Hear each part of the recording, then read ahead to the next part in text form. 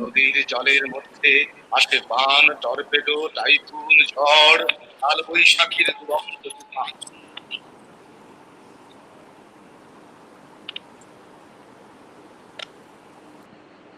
আরিফ ভাই, জি শুনতে পাচ্ছেন? হ্যাঁ শুনতে পাচ্ছি। কেমন আছেন? ভালো আছি। আমরা কি শুরু করেছি? আমরা লাইভে এসেছি।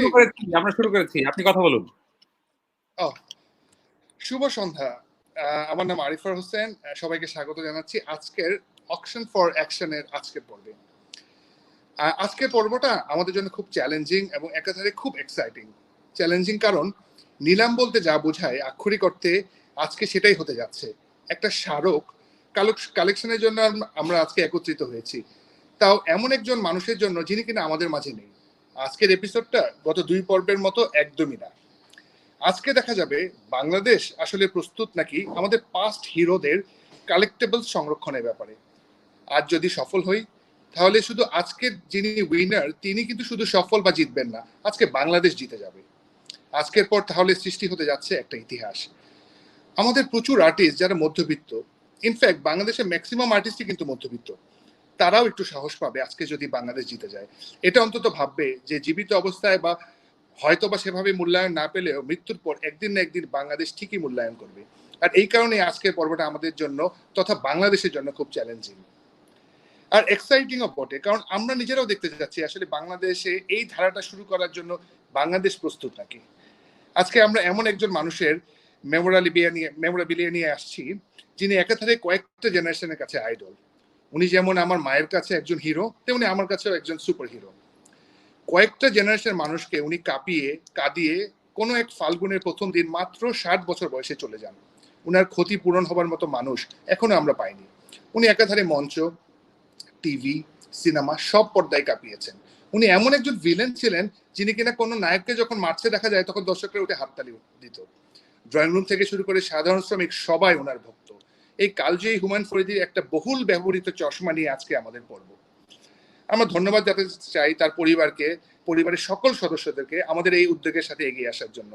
আজকে অনেক কথা হবে তার পরিবারের সাথে, তার সে সময়ের কলিগদের সাথে, তার শুভাকাঙ্ক্ষীদের সাথে। আমার সাথে আছে প্রীত রেজা। প্রীত, বলেন আজকে কি হতে যাচ্ছে? আমি ভীষণ আনন্দিত এবং ভীষণ টেনশন কাজ করছে, কারণ এরকম একজন মানুষকে নিয়ে বলার মতো যোগ্যতা আসলে আমাদের আছে কিনা সেটা একটা আলোচনার বিষয় হতে পারে। কিন্তু যেহেতু আসলে একটা মহৎ উদ্দেশ্যে আসলে এই কাজটা করা, সেটার জন্য সাহস করে আসলে ক্যামেরার সামনে আসা। একটা মানুষ আরিফ ভাই কি করে এত সুন্দর করে কথা বলতে পারে আমি জানি না, যাকে দেখে আসলে আমরা মৃত্যুকে ভিন্নভাবে উপলব্ধি করা শিখেছি, ভালোবাসা কিভাবে বহিঃপ্রকাশ করা যায় সেটা শিখেছি। এই মানুষটাকে নিয়ে কথা বলার জন্য আমার কাছে মনে হয়েছে আমি আসলে I am not the right person. আমার কাছে এবং আমরা খুবই নগণ্য একদম। এবং যে মানুষগুলি আসলে এই মানুষটিকে নিয়ে বলতে পারবে, আমার মনে হয় যে সেই মানুষগুলোকে কি আমরা ডেকে নিব কিনা। এবং আরিফ ভাই, আমার মনে হয় প্রথমেই আমরা ফরিদি স্যারের ফ্যামিলি থেকে কাউকে ডাকি। আমরা আমাদের নিজেদের একটু ইন্টারেস্ট হচ্ছে যে কেন তারা এই উদ্যোগে এগিয়ে আসলো। আমরা প্রথমেই ডেকে নিচ্ছি সারারাত আপুকে, ফরিদি স্যারের মেয়েকে। সালাম আপু, শুভ সন্ধ্যা। ওয়ালাইকুম সালাম, শুভ সন্ধ্যা। কেমন আছেন? এই তো ভালো আছে। ভালো আছেন? জি। আমরা প্রচন্ড খুশি হয়েছি যখন জানতে পেরেছি যে আমাদের এই উদ্যোগের সাথে হুমায়ুন ফরিদি স্যারের ফ্যামিলি ইনভলভ হতে চাচ্ছে। তো এটা যে আমাদের জন্য কত বড় একটা পাওয়া।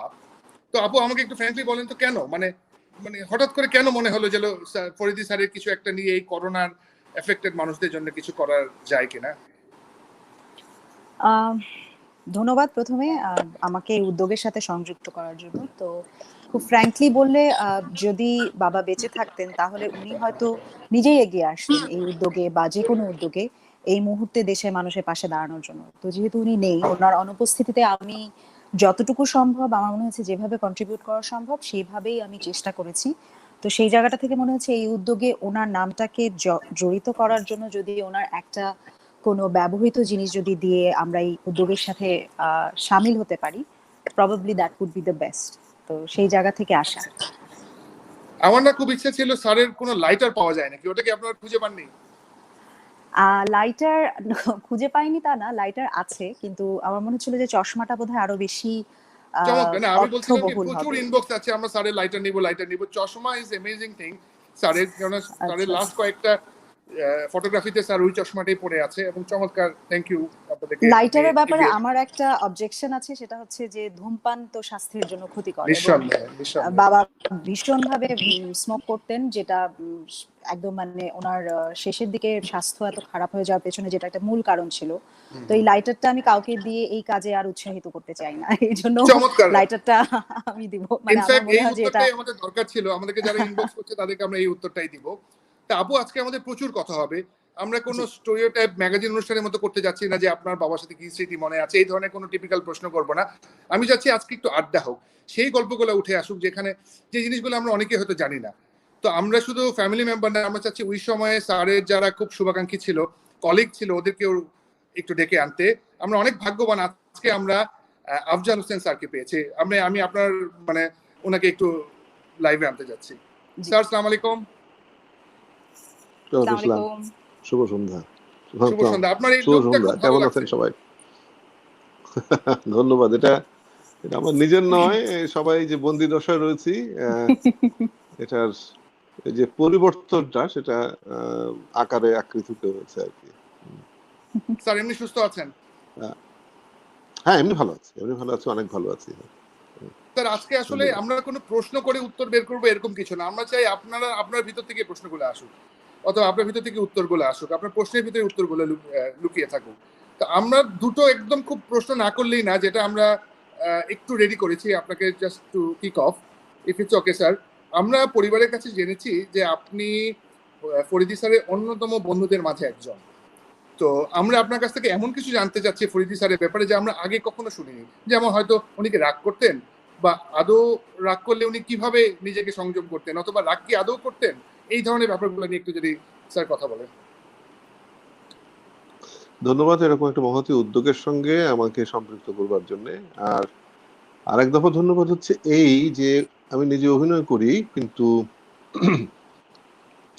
আমি জানি মানুষ যথেষ্ট ভালোবাসে অভিনয় শিল্পীকে, কিন্তু সামাজিক বিভিন্ন কার্যক্রমে অভিনেতার যে মর্যাদাটা হওয়া উচিত সেটা আমাদের দেশে অধিকাংশ সময় সাধারণত আমরা দেখতে পাই না। এই উদ্যোগের সঙ্গে সম্পৃক্ত করে একজন মহান অভিনেতাকে যে মর্যাদাটা দেওয়া হচ্ছে সেটার জন্য আমার কৃতজ্ঞতা এবং ধন্যবাদ আপনাদেরকে। ফরিদি আমরা বন্ধু হচ্ছে ফরিদি যখন অভিনেতা ফরিদি হয়ে ওঠেনি তখন থেকে, এবং তার সম্পর্কে বলা বোধহয় যতটা সময় পাবো বা পাই শেষ হবে না কখনোই। তবে শুরুতে আমি যে কথাটা বলতে চাই সেটা হচ্ছে যে বাংলাদেশের অনেক গৌরবগাথা রয়েছে এবং সেই সব গৌরবগাথা সমতুল্য যোগ্যতা এই অভিনেতার ছিল। এবং একই সঙ্গে বলি যে এই রকম একজন মানুষের প্রয়াণ সাধারণত যেমন দুঃখময় বলতে হয়, আমি বলবো ততটা দুঃখময় নয়। এই মানুষটা যদি বেঁচে থাকতো, আরো বেশি বেঁচে থাকতো, তাহলে কি সে আর পেত? একজন অভিনেতার কিন্তু আর কিছু প্রাপ্তির আকাঙ্ক্ষা নেই, শুধুমাত্র অভিনয় করার ইচ্ছা ছাড়া। আমরা এমন এক দেশে বাস করি, আমাদের ক্ষেত্রটাকে আমরা যথেষ্টভাবে প্রস্তুত করতে পারিনি যে তার সমতুল্য একজন অভিনেতার যে হৃদয়ের তৃষ্ণা সেটাকে আমরা পূরণ করতে পারি। যখন সেই ক্ষেত্রটা প্রস্তুত হয়নি তখন একটা মানুষ হতাশার সঙ্গে বেঁচে থাকতো। সেই বেঁচে থাকাটা তারে আরো লম্বা করে যে তার বেঁচে থাকতে হয়নি সেটার জন্য আমার দুঃখটা একটু কমে।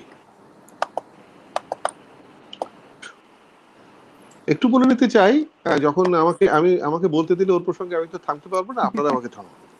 আমরা অনেকক্ষণ শুনবো একটু স্যার। বলে নিতে চাই যে আমাদের আসলে আমরা যে বললাম যে ও যখন ফরিদি হয়ে ওঠে নাই তখন থেকে বন্ধু, সুতরাং আমাদেরকে যেভাবে মানুষ চেনে তার চেনার আগের গল্পটা কেমন, সেই চেনার আগের গল্প বললে সে মানুষটা কেমন সেটা বেরিয়ে পড়ে।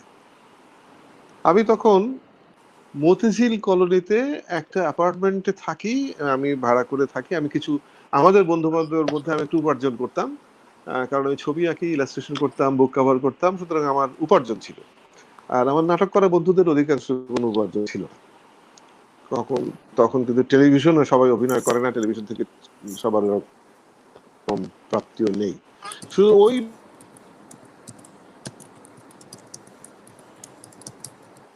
বলা যেত না, ওই রাত্রেবেলা আছে যে আর থাকা দরকার, সে চলে আসছে। একদিন আমার ফিরতে দেরি হয়েছে অনেক রাতে, সিঁড়িটা 5 তলা ছিল ওইটা অ্যাপার্টমেন্টটা, সিঁড়ি দিয়ে উঠছি, ওর কাশির শব্দ পারলাম যে ও এসেছে, কারণ সিঁড়ি ঘরে কোনো লাইট নেই। তো যখন 4 তলার উপরে উঠেছি তখন ও আমার, আমি ওর কাশির শব্দ ওকে চিনেছি, আমার পায়ের শব্দ আমাকে চিনেছি। তারপর আমাকে নাম ধরে বললো আফজাল, আমাকে হ্যাঁ, তোর দেরি করলি কে? তারপর যাই হোক দরজা খুললাম, দরজা খোলার পরে খুব সেদিন খুব দুঃখ দুঃখ ভাব ওর। তো আমি ওকে জিজ্ঞেস করছি যে কিরে কি হলো তোর? তো একটা আমাদের একটা বারান্দাও ছিল, সেই বারান্দায় বসেছি। ও কি হলো সেটার যে গল্প আমাকে বয়ান করা শুরু করলো, আমি ভাষা হারিয়ে ফেললাম। সেটা হচ্ছে ওর সৎ মা, সেই মা তাকে অনেক কষ্ট দেয়, এবং সেই কষ্টের গল্প কতটা কষ্টকর ভাবে বলা যায়, মানে ও বলতে থাকলো আর আমি চুপ করে থাকলাম যে এই প্রশ্নটা করলাম কেন ওকে। গল্প করে চলে গেল। আমি মানে আমি ফেস করতে পারছি না যে ঘরে যে ওকে দেখবো। সুতরাং আমি অপেক্ষা করলাম ও ঘুমিয়ে যাবে, আমি পরে যাব। তারপর সকালবেলা উঠলো, উঠে আমার দিকে তাকে হাসছে, তুই কি কালকে সব কথা বিশ্বাস করেছিস? আমি বলছি মানে তোর ওটা ভুল বানানো গল্প বলেছিলি। এটা হচ্ছে ওর মজা, এটা হচ্ছে ওর আনন্দ যে একটা কিছু করলাম।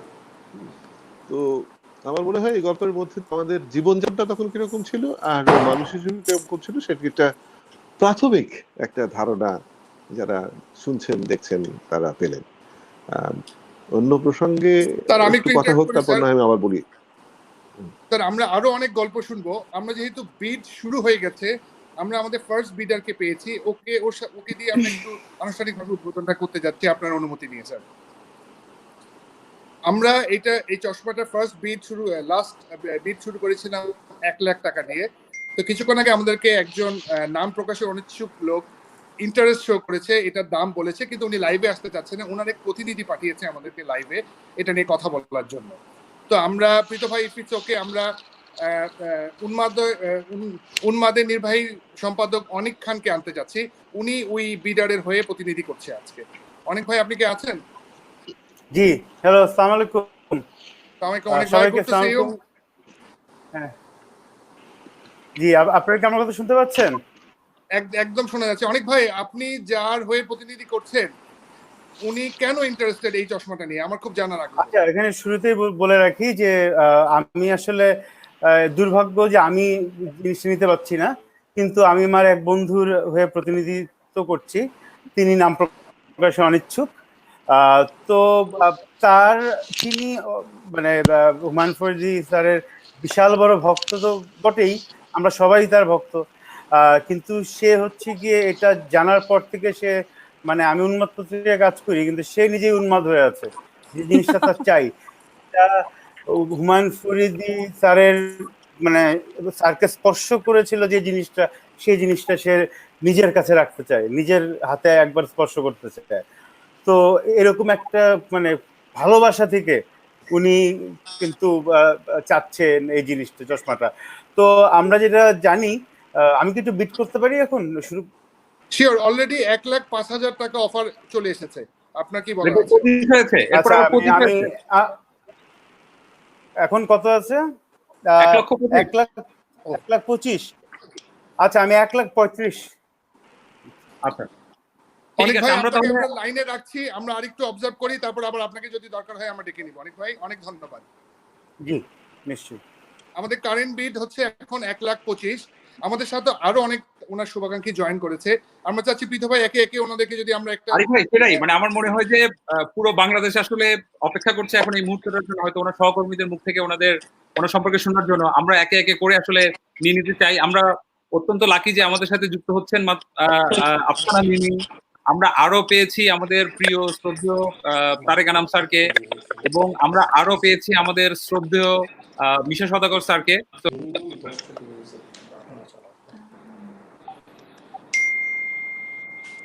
চমৎকার। তারিক আনাম স্যার আসসালামু আলাইকুম, মিমি আপু আসসালামু আলাইকুম। ওয়ালাইকুম আসসালাম। আমাকে শোনা যাচ্ছে? আরিফ, আমি তো কিছু শুনতে পাচ্ছি না, আমি বের হয়ে আবার আসছি। তারিক স্যার আপনি কি আমার কথা শুনতে পাচ্ছেন?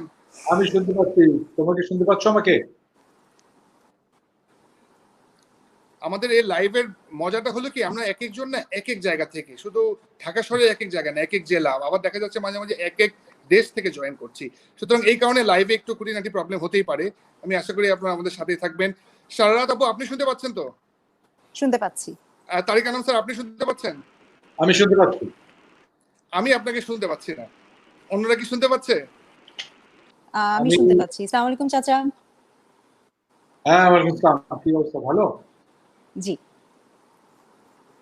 আপু আপনি আলাপ করতে থাকেন, আমি আবার লগ আউট করে বের হই, কারণ হচ্ছে যে আমার কথা যেহেতু শোনা যাচ্ছে না। কেমন আছেন চাচা? আমি খুব ভালো আছি, তোমাকে দেখে খুব ভালো লাগছে। আর একটু আগে আফজালকে আমার মতো সাদা দাড়িতে দেখার পর আরো ভালো লাগছে। হ্যাঁ, নতুন লুক আপনাদের, একটা বেশ কমন একই রকম একটা লুক হয়েছে, কোয়ারেন্টাইন লুক। হ্যাঁ, সেই রকম মনে হচ্ছে।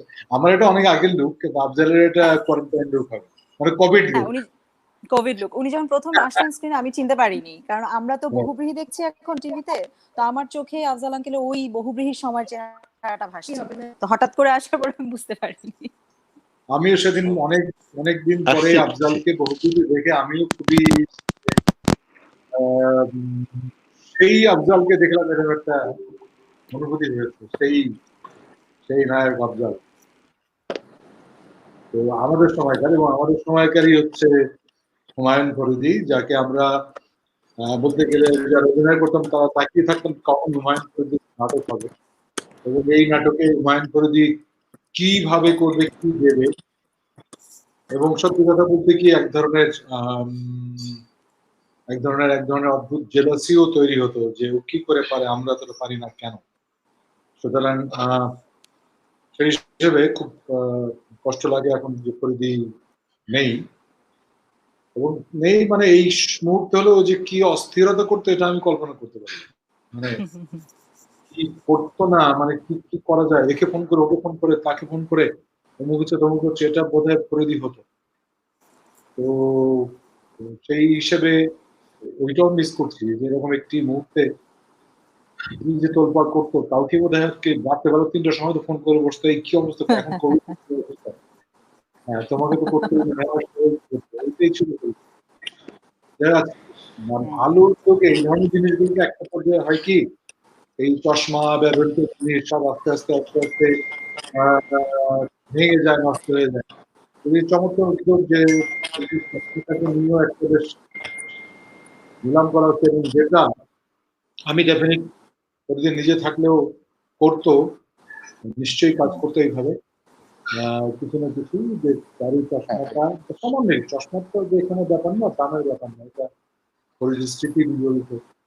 এবং কতগুলো আমি জানি না আর কি আছে, মানে আমি সেই সানগ্লাসটা সানগ্লাস ছিল যেটা দেশে আমি দেখতাম প্রায়, সেটা খুব মিস করি। আমি প্রথমে ভেবেছিলাম সানগ্লাস নাকি এরকম। তো মানে পরিচিত চশমা তো বিভিন্ন জায়গায় রাখতো, মানে খুঁজে কাজের সময়। সুতরাং এসব জিনিসপত্রের ব্যাপারে সে ভীষণ রকমের একেবারে কোনো রকমের খেয়াল থাকতো না। আর অদ্ভুত রকমের কম্বিনেশনে করতে কোনোদিন স্যুট বা কোটের সঙ্গে স্যান্ডেল পরেই ঘুরে বেরিয়ে কোনো শু পরে না।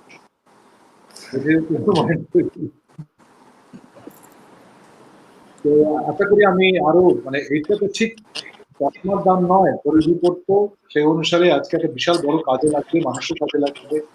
সুতরাং এটা যত বেশি পাওয়া যাবে তাতে অন্তত মনে হবে পরিধি আমাদের মধ্যেই আছে, এবং এই মুহূর্তে সে বাংলাদেশের মানুষের পাশে এসে দাঁড়িয়েছে, যেটা বেঁচে থাকলেও করতে গেলে আমি মনে করি।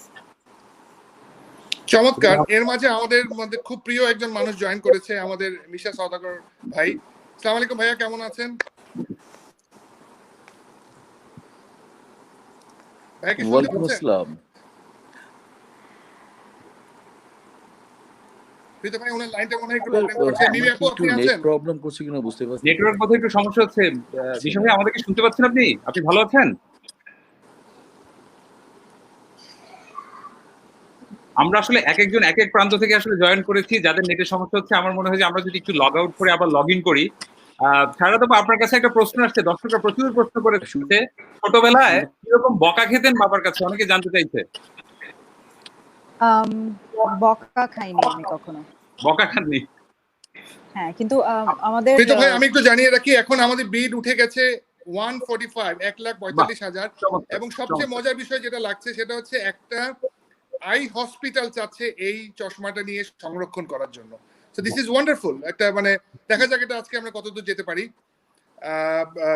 প্রীত ভাই, আমি মিমি আপাকে একটু চাচ্ছিলাম স্ক্রিনে, উনি আছে? জি সাররাত, আপনি যদি কথাটি শেষ করেন তারপর আমরা মিমি আপাকে নিয়ে আসছি। জি, ছোটবেলার Sure. বাবার বকার বিষয়টি। জি। বাবার সাথে মানে আমার সাথে বাবার যে ব্যাপারটা ছিল ওটা ওই ঠিক ওই বকা বা শাসনের জায়গাটা ওরকম ভাবে ছিল না, যেহেতু আমি বাবার সাথে বড় হইনি। কিন্তু আমাদের একটা ইন্টারেস্টিং ব্যাপার ছিল যে আমাদের কনভারসেশন গুলা ছিল ফানি। যেমন ছোটবেলা না, একটু বড় হওয়ার পরে চশমাটা নিয়ে আমি একটা গল্প বলতে পারি। আমি এখন বলবো। চশমাটা আমরা একবার আমি তখন ইউনিভার্সিটিতে পড়ি, 3rd ইয়ারে। তো আমরা দুজন বাইরে খেতে গিয়েছি, লাঞ্চ করতে গিয়েছি। তো গাড়িতে ফেরত আসার সময় কোনো একটা জিনিসে ওনার সাথে আমার একটু থাকে না যে কি বাবা কিছু একটা বলছে, আমার পছন্দ হয়নি, আমি একটু তর্কাতর্কি করে আমি চুপ করে বসেছিলাম গাড়িতে। তো গাড়ি হচ্ছে একেবারে এসি একদম লোয়েস্ট টেম্পারেচারে দিয়ে হিমশীতল গাড়ি। তো বাসায় ঢোকার পরে গাড়ি থেকে আমরা যখন দুজন দুদিক থেকে নামলাম, তো নামার পরে যেটা হয় ওই যে অনেক ঠান্ডার মধ্যে থাকার পরে বের হলে গ্লাস ঝাপসা হয়ে যায় না। তো বাবা নেমে করলো কি, আমি তো কথা বলছি না, আমি তো গম্ভীর, আমি চুপচাপ। তো নেমে একটু এদিক ওদিক তাকিয়ে বললো কি, এত কুয়াশা, কিছুই তো দেখা যায় না।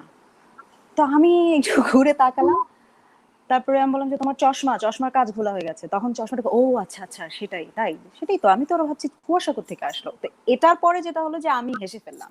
আমার পক্ষে আর ওই পুরানো রাগ বা যেটা নিয়ে আমাদের গাড়িতে একটু তর্কাতর্কি হচ্ছিল ওটা আর মাথায় ছিল না।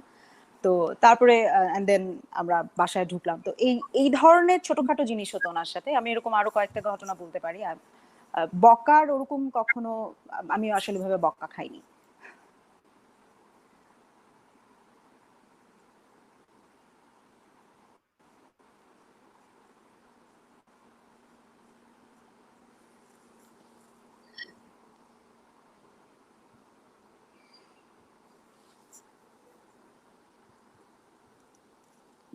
মিমি আপা, আপনি আমাকে শুনতে পাচ্ছেন?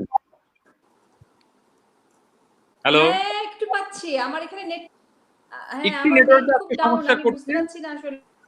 মিমি আপা, আপনার কাছ থেকে জানতে চাচ্ছিলাম যে হুমায়ুন ফরিদী একবার আপনাকে দিয়ে দেবযানীর জন্য অনেকগুলো শাড়ি কিনিয়েছিল। এটার গল্পটা যদি আপনার কাছ থেকে শুনি, এবং এটার উপলক্ষটা কি ছিল সেটা যদি একটু আপনার কাছ থেকে শুনে আসি আমরা। বোধহয় দেবযানী বলতে পারবে। উপলক্ষটা তো আমি জানি না। আমাকে ডাকা হলো, আমাকে ডেকে হুকুম করা হলো যে তুই লাল রঙের শাড়ি কিনবি, 8টা শাড়ি কিনবি। আমরা 8 না 8 রকম। আমি তো ভাবছি কি কিনবো। তারপরে 8 রকমের 8টা লাল শাড়ি কেনা হলো, কিনে নিয়ে গেলাম ফরিদী ভাইয়ের কাছে। দেবযানী, তুমি বলো তো কি উপলক্ষ ছিল? আচ্ছা, উপলক্ষটা ছিল একটু পেছন থেকে আসি। বাবা সবসময় আমাকে ফোন করে প্রথম কথাটা যেটা বলতো, তোমার কি লাগবে? আর আমার একটাই উত্তর ছিল কিছু না। আর বাবার রিপ্লাইটা তো কিছু না তো পাওয়া যায় না, তোমার একটা কিছু বলতে হবে। তো এরকম সবসময় এরকম কিছু না বা কিছু লাগবে না, কিছু না হবে না, এই সেই করতে করতে তো ইউনিভার্সিটিতে ওঠার পরে আমি ফার্স্ট ইয়ারে ভর্তি হয়েছি এবং আমি ঢাকা ইউনিভার্সিটি ইংলিশ ডিপার্টমেন্টে ভর্তি হয়েছিলাম। তো বাবা খুব আনন্দিত যে আমি ঢাকা ইউনিভার্সিটিতে ভর্তি হয়েছি। তো আমাকে বললো, আচ্ছা তোমার কি লাগবে বলো। তা আমি ভাবলাম যে আচ্ছা, এত যন্ত্রণা করে। আমি বললাম যে ইউনিভার্সিটি উঠলাম, আমাকে একটা লাল শাড়ি কিনে দিতে পারবা, আমি ইউনিভার্সিটি লাল শাড়ি পরে যাব। তো বললো আচ্ছা ঠিক আছে। তো তো তারপরে এই ভেতরের ঘটনাটা যেটা মিমি আন্টির সাথে হয়েছে সেটা আমি জানি না। আমি শুধু দেখলাম যে রাত্রেবেলা আমার বাসায় এরকম 3টা প্যাকেটে এরকম 3টা 4টা করে এরকম বিভিন্ন লাল রঙের বিভিন্ন শেডের শাড়ি। তো আমি ফোন করে বললাম যে এগুলা কার? তখন বাবা বললো যে তোমার। আমি বললাম যে আমি তো একটা লাল শাড়ির কথা বলছি। বললো হ্যাঁ, আসলে কোন লাল সেটা তো তুমি বলো নাই। তো আমি এই জন্য মিমিকে বলছি যে তুই যা, বিভিন্ন রকমের লাল রঙের শেডের শাড়ি কিনে নিয়ে আয়। তো শাড়িগুলো আমার কাছে মিমি আন্টি এখনো আছে। আমি কিন্তু ইউনিভার্সিটিতেও পড়েছি, এখনো পড়ি। বাহ, চমৎকার। আমরা আবারও মিশা ভাইকে পেয়ে গেছি এবং আমাদের সাথে শ্রদ্ধেয় তারেক আনাম স্যার তো আছেন। মিশা ভাই এখন কি শুনতে পাচ্ছেন আমাদেরকে? হ্যাঁ, আমি শুনতে পাচ্ছি। মিশা ভাই, পর্দায় আপনাদের যেরকমই সম্পর্ক থাকুক না কেন, পিছনে তো আসলে খুব চমৎকার একটা বন্ধুত্বপূর্ণ সম্পর্ক ছিল হুমায়ুন ফরিদী স্যারের সাথে। আপনার মুখ থেকে যদি একটু শুনে আসি সেই সময়কার কিছু গল্প। আসলে হুমায়ুন ফরিদী সম্পর্কে বলতে গেলে তো মনে হয় আমাকে অনেক সময় দিতে হবে, কিন্তু আজকে সম্ভব না। তারপরেও যতটুকু বলা যায় চেষ্টা করি, সেটা হচ্ছে যে অসাধারণ একজন, পৃথিবীর শ্রেষ্ঠ মানুষদের মধ্যে একজন মানুষ, অসাধারণ একজন অ্যাক্টর। মানে আমরা যারা সচেতন অ্যাক্টর তারা নর্মাল অ্যাক্টিং করতে চেষ্টা করি, আমি বলি যারা আমরা সচেতন অ্যাক্টর তারা আমরা নর্মাল অ্যাক্টিং করতে চেষ্টা করি। Humayun Faridi such an actor যিনি অ্যাক্টিং করতেন নর্মাল। মানে আমরা পড়াশোনা করে যেটা করব সেটা উনি যখন নর্মাল করতেন সেটা হয়ে যেত অতি নর্মাল এক জিনিস। আর সেটা হচ্ছে আমার বাসা, আমি খুব আমার স্ট্রাগল করে যখন আমি ফার্স্ট ফ্ল্যাট কিনি স্কার্টনে, তো দেবযানীর সাথে একটা মিল, সেটা হচ্ছে যে আমার বাসায় আমি বললাম যে আপনি আমার বাসায় যাবেন। আপনাদেরকে বলে রাখা ভালো, আমি নতুন মুখের নায়ক হিসেবে সিলেক্টেড ছিলাম, আমি নায়ক হিসেবে ছবি করি, কিন্তু আমি যে ভিলেনে অভিনয় করেছি সেটা কিন্তু তার কাছ থেকে। কারণ আমি যখন দেখলাম আমার প্রিয় অভিনেতা যখন ভিলেন রোল করছেন, তখন আমি সিদ্ধান্ত নেই যে ভাই শুড মি ট্রাই। তো এবং তারপরে করলাম, করার পরে তো তার সাথে পরিচয় হলো। তারপরে তাকে বললাম যে অ্যাক্টিং এ ফিরে আসার পেছনে, অ্যাক্টিং এ আসার পেছনে আপনার, ভিলেন করার পেছনে আপনার অবদান আমার। তো তখন উনি তার বিশ্বের সেরা হাসি দিয়ে হাসলেন এবং বললেন যে অনেক দোয়া দিলেন। যাই হোক, তার সাথে স্মৃতি কি বলবো, মানে আমি তখন গাড়ি কেনা হয় নাই, তো একসাথে আমি তার সমস্ত ছবিতে তার ছেলে। তো উনি আমাকে বলতেন যে তুই কটার সময় বের হবি? তো আমি বলতাম যে আমাকে তো প্রোডাকশনের বাসে যেতে হবে, আমি তাড়াতাড়ি যাবো। উনি বলতেন না, তুই আমার বাসায় ধানমন্ডি চলে আসবি। আমি সকালে তার বাসায় চলে যেতাম, হুমায়ুন ফরিদী সাহেব তার বাসায় নাস্তা করতাম, উনি আমাকে গাড়ি করে নিয়ে যেতেন। আসলে এই সমস্ত কথা বলার মতো, শেয়ার করার মতো না, শুধু একটু বলি যে গাড়ি করে নিয়ে যেতেন। আজকে আমি মিশা সওদাগর হরণে তার যে কি অবদান সেটা শুধু আমি জানি, আমার পরিবার জানে।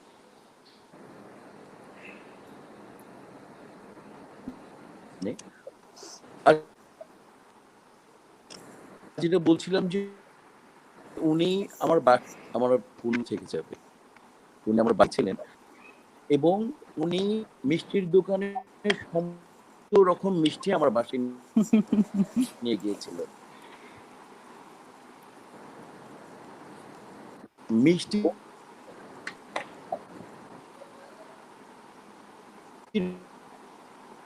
প্যাকেটে ভর্তি, আমি তো অবাক। এত আমার মনে হয় ওনার লাইনটা একটু ডিস্টার্ব করছে। আমরা অত্যন্ত আনন্দের সাথে জানাতে চাই যে আসলে আমরা ফ্যামিলি আমাদের সাথে তো আছেনই সারাত আপু, কিন্তু আমরা পেয়েছি আমার অত্যন্ত পছন্দের, আমাদের শ্রদ্ধেয়, আমার ভীষণ পছন্দের স্পোর্টস সুপার সাবির ভাই এই মুহূর্তে আমাদের সাথে আছেন। কাগজে কলমে বললে কি বলা উচিত, একেবারে মেয়ের জামাই। হ্যাঁ, সো এবং সাবির ভাই মজা করে বলে যে আমার আসলে দুটো নেশা, একটা আসলে হুমায়ুন ফরিদী। আমার মনে হচ্ছে সাবির ভাইয়ের মুখ থেকে আসলে শুনতে চাই। সো আরিফ ভাই, সাবির ভাই আমাদের সাথে আছেন। সাবির ভাই, আসসালামু আলাইকুম। জি, আসসালামু আলাইকুম। সাবির ভাই, এটা যদিও নিয়ম যে শ্বশুরের সম্পর্কে সবসময় ভালো ভালো কথাই বলতে হয়, কিন্তু আপনি শ্বশুর জামাই থেকে বের হয়ে একজন ওনার ফ্যান হিসেবে আপনি, আমি শিওর আপনি একটু, I want you to speak up, কারণ আমরা ওনার পুরো বাংলাদেশ কিন্তু ওনার ভক্ত। সুতরাং আপনি শ্বশুর হিসাবে ডোন্ট গেট বায়াস। আপনি একটু একদম ফ্রেন্ড হিসাবে আমি চাই আপনি কিছু কথা বলেন প্লিজ। হ্যাঁ মানে প্রথম কথা যে আমি তো যা হোক খুব ভাগ্যবান যে ওনার কাছাকাছি যাওয়ার সুযোগ হয়েছে সম্পর্কের খাতিরে। যাক মিমি আপু আর তারিকানা আঙ্কেল, আপনাদের সালাম আলাইকুম। আম, তো এটা আমার জন্য একটা বিশাল পাওয়া ছিল, এবং ওনাকে আমি খুব বেশি দিন কাছে থেকে দেখার সুযোগ পাইনি, 5 বছর। কিন্তু যেটা প্রীত বলছিল যে আমার আসলে হুমায়ুন ফরিদির নেশা হয়ে গেছে, সত্যি কথা। মানে আর ওনার ব্যাপারে একটা কথা আমি বলতে চাই, যে আমার একটা স্মৃতি, যে আমাদের বাসায় এসেছিলেন উনি একবারই। তো আমাদের যে বাসায় যিনি কাজ করেন আর কি, নাস্তা বানাচ্ছিলেন, এবং উনি খুব রাগ করে রুটি বেলছিলেন। তো আমার আম্মু খেয়াল করলেন যে সে খুব বিরক্ত। তো তাকে জিজ্ঞাসা করলেন যে তুমি কি বলছো এসব বিড়বিড় করে? বললো যে বদমাইশ ব্যাটার জন্য আবার আমার নাস্তা কেন বানাতে হবে? তো আমার আম্মু তাকে বোঝানোর চেষ্টা করলো যে এটা তো আরে ভাবির বাবা, কিন্তু সে এক পর্যায়ে বললো যে সে নাস্তা বানাতে পারবে না। তো পরবর্তীতে তাকে ওনার সামনে নিয়ে যাওয়া হলো, কিন্তু উনি বোঝে নাই যে এটা আসলে, সে তো সেই বদমাইশ ব্যাটাকে স্ক্রিনে দেখে অভ্যস্ত, এবং পুরাটা সময় সে, আমার ধারণা সে আমাদেরকে একটু জাজ করে ফেললো যে কি ধরনের মানুষজনের সাথে আমাদের উঠবস, আর ভাবির বাবাই বা কেমন। তো এইটা একটা ব্যাপার। আর আরেকটা ছোট্ট কাহিনী বলি, যে আমি যে অফিসে কাজ করতাম, তো স্বাভাবিকভাবে উনি যখন বেঁচে ছিলেন সঙ্গত কারণে সবাইকে বলতাম না, এখন সব জায়গায় বলি, যেহেতু উনি নাই, ওনার কথা হয়তো কেউ মনে করবে, দুইটা স্মৃতিচারণ করবে, আমার ভালো লাগে, আগে বলতাম না। তো আমার অফিসে আমি লাঞ্চের জন্য দাঁড়িয়ে আছি, তো একজন আমাকে পাশে এসে দাঁড়িয়ে বললেন, সাবির ভাই, আমাকে অমুক বললো যে আপনি নাকি হুমায়ুন ফরিদির মেয়ের জামাই। দেখেন তো কি সব বানায় বানায় কথা বলে। মানে আমি হুমায়ুন ফরিদির মেয়ের জামাই হব, এটা ওই লোকের পক্ষে মানে নেওয়া না। হুমায়ুন ফরিদির মেয়ের জামাই তো আসলে আকাশ থেকে নেমে আসবে কেউ, সে আমাকে সুযোগই দিল না। বলে মিথ্যা না, চাপা না। আমি বললাম যে ভাই মিথ্যা কথা, যে আসলে না, ওনার সাথে আমার সম্পর্ক নেই।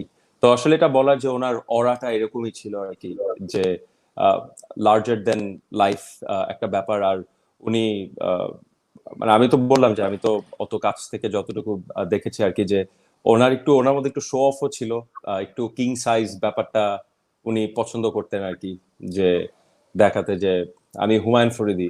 তো ওই ব্যাপারটা হি উড মেক শিওর যে উনি যেখানেই গেছেন সেটা উনি জানাবেন। তো আরেকটা ছোট্ট কাহিনী বলি, পরে আর সুযোগ যদি না পাই। একবার স্কোয়ার হসপিটালে উনি ভর্তি ছিলেন, তো আমি রুমে গেলাম, তো উনি বললেন যে চলো একটু ফ্যান কাল্টিভেশন করে আসি। তো আমি বললাম ফ্যান কাল্টিভেশন, বলে আসো আমার সাথে। তো বের হয়ে উনি একটু হাঁটাচলা করলেন, জানান দিলেন যে এই রুমে উনি আছেন, নার্সদের সাথে কথা বললেন, দেন ফেরত এসে মোটামুটি একটা ভিড় জমে গেল। স্বাভাবিকভাবেই ওই সময় তিনি বেশ পপুলার আরো। তো তখন আবার এসে ফোন করে তিনি বললেন যে আমার রুমের সামনে কেউ যেন ভিড় না করে। তো উনি রুম থেকে বের না হলেই হতো, কেউ জানতো না আসলে। তো এটা কি যে ওনার ব্যাপারগুলো ছিল আর কি। চমৎকার একটা টার্ম শিখলাম, যে ফ্যান কাল্টিভেশন। আমি কিন্তু একটু পর মাঝে মাঝে আসবো, কারণ আমার দায়িত্বই হচ্ছে এই বিটটাকে কন্ট্রোল করা। লাস্ট প্রাইস ছিল 160, এখন এটা উঠেছে 175। একটা ফাইন্যান্সিয়াল ইনস্টিটিউশন এই চশমাটার ব্যাপারে খুবই ইন্টারেস্টেড। তো এখন পর্যন্ত হাইয়েস্ট বিট হচ্ছে 1,75,000। অনেক প্রীত, বাকিটা আড্ডাগুলো চলতে থাকুক। মিমি আপা শুনতে পাচ্ছেন? হ্যালো মিমি আপা, কি শুনতে পাচ্ছেন? শুনতে পাচ্ছি না। আমি একটু লাইনে নেই, আমাকে শুনতে পাচ্ছ? জি, এখন শুনতে পাচ্ছি।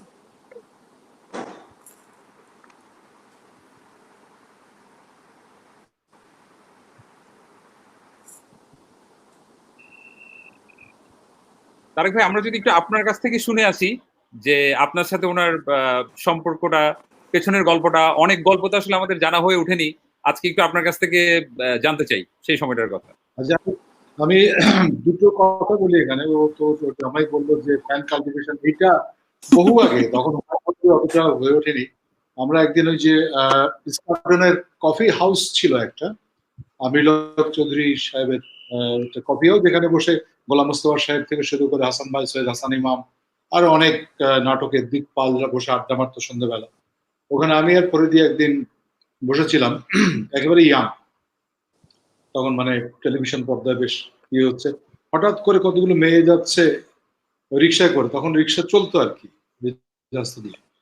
হঠাৎ করে ফরিদি হাত নাড়তে শুরু করলো মেয়েদের দিকে, ওখানে বসে বসেই কিন্তু। তাই বললাম কেউ চিনিস নাই? বলে যে না, আমি ফ্যান কাল্টিভেশন করছি। ফ্যান কাল্টিভেশনের গল্পটা এখনো আমার মনে পড়লো। আর একটা গল্প বলি, যেহেতু চশমার সূত্রে, এটা আফজাল থাকলে, আফজালের মনে আছে কিনা বা পড়তো কিনা আমি জানি না। এখন মহিলা সমিতিতে আমরা তখন কেবল ফরিদির সঙ্গে দেখা সাক্ষাৎ হয়েছে একেবারে সে শুরুর দিকে, তখন বোধহয় শকুন্তলা অথবা কীর্তন খোলা এই জাতীয় কিছু মঞ্চে আসছে। তখন এসে আমার পাশে দাঁড়িয়ে বললো যে তুই বড্ড বেশি লম্বা, এত লম্বা হলে কথা বলতে খুব ইনফিরিয়রিটি কমপ্লেক্স লাগে। আফজাল পাশে দাঁড়িয়েছিল, আফজাল বলল তার মানে যদি কেউ চশমা পরে আসে তাহলে তোর তো চশমা নেই, তাহলে তো কথা বলতে ইনফিরিয়রিটি কমপ্লেক্স লাগবে নাকি? এখন সেই চশমাটা এখন মানে আমরা বিয়ে করছি একটি সামাজিক কাজে, সেই সূত্রেই মনে পড়লো কথাটা। এরকম অসংখ্য অসংখ্য স্মৃতি আমাদের মধ্যে আছে। আমরা একবার দল বেঁধে, আমি এবং সে সময় শোভনাও ছিল, আলী জায়গা সাহেব ছিলেন, আমরা একবার আড্ডা ফাড্ডা মারার পরে হঠাৎ করে কি খেয়াল হলো, চলো ডাকাত দেখে আসি বলে আমরা আলী জায়গা সাহেবের গাড়িতে করে, তখন টঙ্গীর ওদিকে অতটা ছিল না, তখন ডাকাত দেখতে বেরিয়ে গেলাম আমার কাছে। তারপরে অনেকদিন যাওয়ার পরে মনে হলো শুধু ডাকাতের পাল্লায় পড়লে কি হবে, তারপরে গাড়ি ঘুরে নিয়ে এসে চলে এলাম আমরা ইচ্ছের থেকে, জয়দেবপুর সতীপুর ছাড়িয়ে গেছি ডাকাত দেখার জন্য। এরকম কিছু পাগলাম। আর একটা ছিল, আমি প্রায় আমার বাড়ি থেকে ফরিদিকে নামাতে যেতাম, তখন থাকতে হচ্ছে কাকরাইলের, যখন আমি কেবল গাড়ির জিনিসটাকে নামাতে যেতাম এবং আমি গাড়ি ঘোরাতাম, তখনই তো বিভিন্ন ডিরেকশন দিত, এবার বাই কাট, এবার ডাইনি কাট, এবার এটার পিছনে হ্যাঁ হয়ে গেছে। আমি প্রায় বলতাম তাহলে নামিয়ে তুই করে চালা, এরকম আর কি বিভিন্ন এরকম অসংখ্য অসংখ্য অসংখ্য স্মৃতি আছে। তো ওর সবচেয়ে বড় জিনিসটা হচ্ছে, যেটা অ্যাক্টিং এর ক্ষেত্রে আমি বলবো, yes kind of always out of the box. Okay ধরা যেত না, ফরিদি কখন কি করবে এটা পাশের অভিনেতার জন্য বলা খুব মানে মুশকিল ছিল। এবং যে কনভেনশনাল অ্যাক্টিং এর প্রসেস, সেটা থেকে বেরিয়ে ভেঙেছিল অন্য কি করা যায়, সেটাই হচ্ছে ফরিদি। আমি একটা সংসপ্তকের একটা গল্প বলে আমার প্রসঙ্গে করে অন্যরকম কথা বলবো একটু। তো সেটা হলো যে সংসপ্তকে আমার ফরিদির কোনো সিন ছিল না, আমি আর ফরিদি তখন আমরা খুব ঘনিষ্ঠ, প্রত্যেকদিন দেখা হতো। মানে সকালে উঠেই ফরিদি মোটামুটি একটু দেরি করে উঠতো, 11টা 11:30 উঠেই ল্যান্ডলাইনে ফোন, কি করছিস, এই হচ্ছে প্রথম কথা, কি করছিস বলে কথা শুরু হতো। যাই হোক, সংসপ্ত যখন করছি তখন আমার ফরিদির মনে হলো যে আমাদের দুইজনের, আমরা তখন প্রোটাগনিস্ট এবং অ্যান্টাগনিস্ট, মানে সেই হিরো ভিলেন যে আমাদের কোনো সিন নেই। আমরা আব্দুল্লাহ মামুনকে বলে আমরা একটা সিন লেখানো হলো, দেখা হচ্ছে দুজনের সঙ্গে। তো কথাটা হচ্ছে যে আমি এসে, ও ফরিদি আমাকে সালাম দিবে, সালাম দিয়ে আমি বলবো যে আমি চুপ করে থাকবো, তখন সে বললো যে আপনি সালামের উত্তর দিলেন না। আমি তাকে জিজ্ঞেস করবো যে আপনি কি সালামের মানে জানেন, সালাম আলাইকুমের মানে জানেন, এই হচ্ছে মোটামুটি কথাটা। তারপর সে বলতে না আমি জানি না, তখন আমি তাকে বুঝিয়ে দেবো। ফরিদি যেটা করলো, প্রথমে যেটা বললো, প্রথম রিহার্সালের সময় সে প্রথমে বললো যে জানি না, কিন্তু যখন টেক হলো, যখন রেকর্ডিং হচ্ছে, আমি যখন এলাম, ফরিদি সালামের উত্তর দিল, সালাম দিল আমাকে, আমি উত্তর দিলাম না। সে বললো সালামের উত্তর দিলে, আমি বললাম সালামের অর্থ জানেন, ওর বলার কথা ছিল জানি না, বললে জানি। জানি বলার পরে আরেকজন অ্যাক্টর কি করবে? আমি চুপে দাঁড়িয়ে আছি, তারপরে আমাকে তাকিয়ে বললো না জানি না, আপনি বলেন। এইটা হচ্ছে হুমায়ুন কবিরের অ্যাক্টিং, যে তখন অদ্ভুত ভাবে একটা সাসপেন্স রেখে দেয় যে তখন কি বলবে,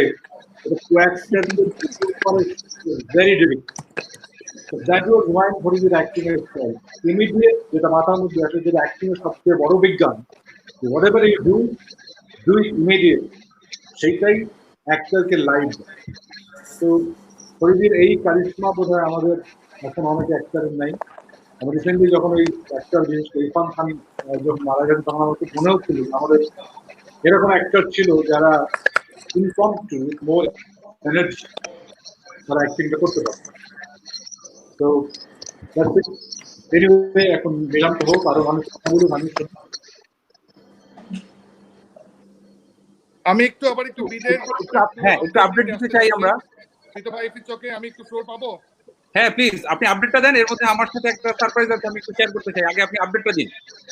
আচ্ছা, আমার সারপ্রাইজের আগে আমি একটু আপডেট দিয়ে নিই। লাস্ট খবর পাওয়া পর্যন্ত এলিফ্যান্ট রোড থেকে খালিকুজ্জামান নামে একটা প্রাইভেট বিডার এটাকে 2 লাখ বলেছিল, কিন্তু তারপরে মেয়েদের একটা সংগঠন, একটা ক্লাব, মহিলাদের ক্লাব, ওরা এখনো ক্লাবের নামটা এখনো বলতে যাচ্ছে না, ওরা এটার প্রাইস বলেছে 2,20,000 টাকা। প্রীত ভাই এখন আপনাকে ফ্লোর দেব। চমৎকার। আমরা আমাদের সাথে এখন, আমি কিভাবে জানি না যে আসলে এটার পরিচয়টা দেওয়া উচিত, আমরা একটু জানতে চাই আমাদের সাথে একজন যুক্ত হতে চাচ্ছেন। আমরা যদি একটু সবার মাইক্রোফোনটা একটু অফ রাখি, আমরা একটু দেখি আমাদের সাথে কে আছেন এই মুহূর্তে। আমাদের সাথে এই মুহূর্তে যুক্ত হতে যাচ্ছেন। আমরা একটু নেটওয়ার্কের সমস্যা আজকে ফেস করছি। যারা যারা আমাদের সাথে লাইভে আছেন, দয়া করে এই ভুল ত্রুটি সবকিছু একটু ক্ষমাসুন্দর দৃষ্টিতে দেখবেন। আমাদের এইটার উদ্দেশ্যটা কিন্তু আসলে একটা ভিন্ন রকমের উদ্দেশ্য। আশা করছি যে আপনারা আমাদের ভুল ত্রুটি শুধরে দিয়ে ডেফিনেটলি আমাদের পাশে থাকবেন।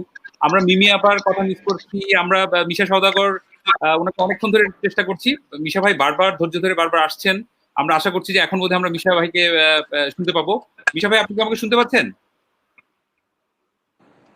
আমরা আবারও সারপ্রাইজটাও নেটওয়ার্কের বাইরে চলে গেছে। আরিফ ভাই, আমি আবারও ফিরছি।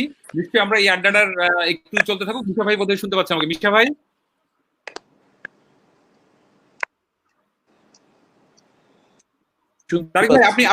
প্রবলেম হচ্ছে। হ্যাঁ মিশা ভাই, আপনি বলুন, আপনাকে আমরা শুনতে পাচ্ছি, আপনি বলুন প্লিজ। মিশার ব্যাপারটা তো এরকম ফরিদির মতো হয়েছে, এত খারাপ লোক অভিনয় করে এটা নিতে চাইছে না ওকে।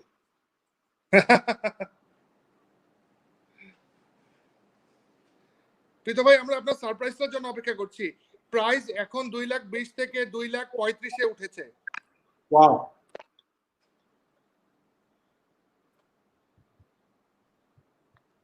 মিশা,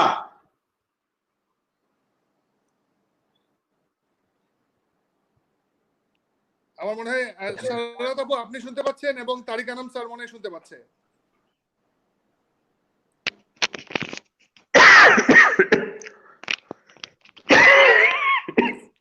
দেবজানি, কেমন আছো? এটা দেবজানি, আমাকে শুনতে পাচ্ছ? জি জি, আমি শুনতে পাচ্ছি। কেমন আছো তুমি? ভালো। আচ্ছা, আমার খুব ভালো লাগছে। এখানে মিমি আছে, তারিক ভাই আছে। আমি এত ছোট ছোট জিনিস দেখতে পাচ্ছি না ঠিক। আর জাবির আছে। কেমন আছো জাবির, ভালো আছো? আমি খুবই সরি যে মানে এত অসফল ভাবে আমি ঢুকলাম।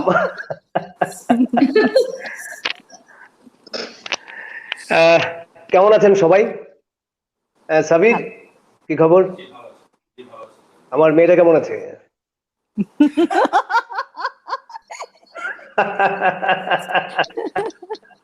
সাবিরের সাথে আমার ইন্টারেস্টিং, সাবির যখনই বলে যে কেমন আছেন শ্বশুর আব্বা, তা আমি একদম ধরে নিয়েছি যে সে আসলে আমার মেয়ে জামাই। তো সাবির, তোমার দাড়িটা কেটে ফেলো। আমি তো এত বয়স্ক ছেলের কাছে আমার মেয়েকে বিয়ে দিইনি।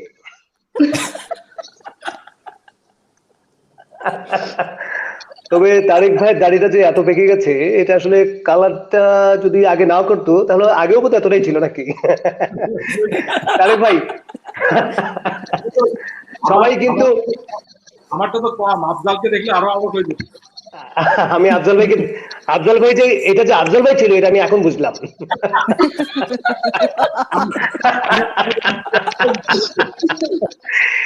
সবাই হচ্ছে কি তারেক ভাই, আমার যেটা মনে হচ্ছে সবাই কোয়ারেন্টাইনের দোষ দিচ্ছে যে দেখেন আমার এই কোভিড-19 জন্য আমার সব দাড়ি পেকে গেছে।